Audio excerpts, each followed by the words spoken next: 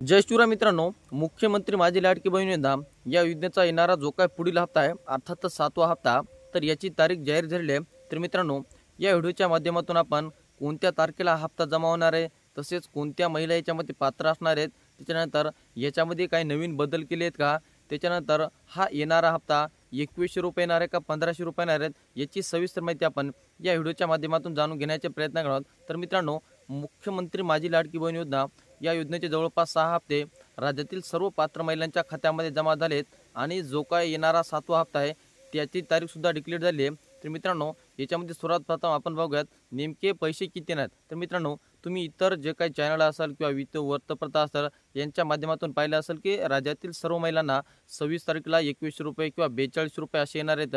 ही news तुम्ही बऱ्याच ठिकाणी वाचली असेल, पण मित्रांनो हे सर्व खोटे आहे। कारण की जे काय येणारा हप्ता आहे तर तो 7वा हप्ता फक्त 1500 रुपयाचा हा सर्व पात्र महिलांच्या खात्यामध्ये जमा होणार आहे। त्याच्यामुळे कोणत्याही भूलथापांना बळी पडू नका, कारण की सर्व महिलांना फक्त 1500 रुपये हाच हप्ता पात्र महिलांच्या खात्यामध्ये जमा होणार आहेत। तर मित्रांनो, याच्यामध्ये आता नेमक्या याच्यामध्ये पात्र महिला कोणत्या येतात, याच्यामध्ये पात्र महिला म्हणजे ज्या महिलांनी अर्ज केले होते तर त्या सर्व महिला पात्र येतात। परंतु याच्यामध्ये जे काही नवीन बदल केले होते याच्यामध्ये की ज्या महिलांचे आधार कार्डावर नाव चुकीचे आहे, तसेच बँकेच्या पासबुकावर नाव चुकीचे आहे, हे दोन्ही नावं जर अलग अलग असतील तर त्या महिला याच्यामध्ये अपात्र केल्या जाणार आहेत।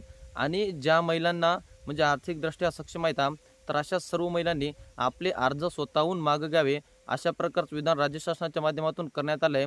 आणि जे काही बालविकास कल्याण मंत्री आहेत आदिती तटकरे, तर यांच्या माध्यमातून जे काही येणारा हप्ता आहे 7वा हप्ता, तर त्याची तारीख जाहीर करण्यात आली। ती तारीख म्हणजे 26 जानेवारी किंवा 26 जानेवारीच्या आधीसुद्धा राज्यातील सर्व महिलांच्या खात्यामध्ये हे पैसे जमा होऊ शकतात। तसेच याच्यानंतर आता याच्यामध्ये जे काय नवीन झालेले बदल येतं म्हणजे आपण पाहिलं की त्याच्यामध्ये नाव बदल असेल किंवा तसेच ज्या महिलांच्या नावाने 4 चाकी वाहने असतील किंवा ज्या महिला आर्थिकदृष्ट्या सक्षम असून सुद्धा या योजनेचा लाभ घेत असेल तर या सर्व महिला याच्यामधून अपात्र केल्या जाणार आहेत। तर मित्रांनो, ही होती महत्त्वपूर्ण माहिती मुख्यमंत्री माझी लाडकी बहीण योजना ही या योजनेविषयी आपण जाणून घेण्याचे प्रयत्न केले आहेत। चला तर मित्रांनो, भेटत राहू नवीन माहितीसह नवीन व्हिडिओसह। धन्यवाद।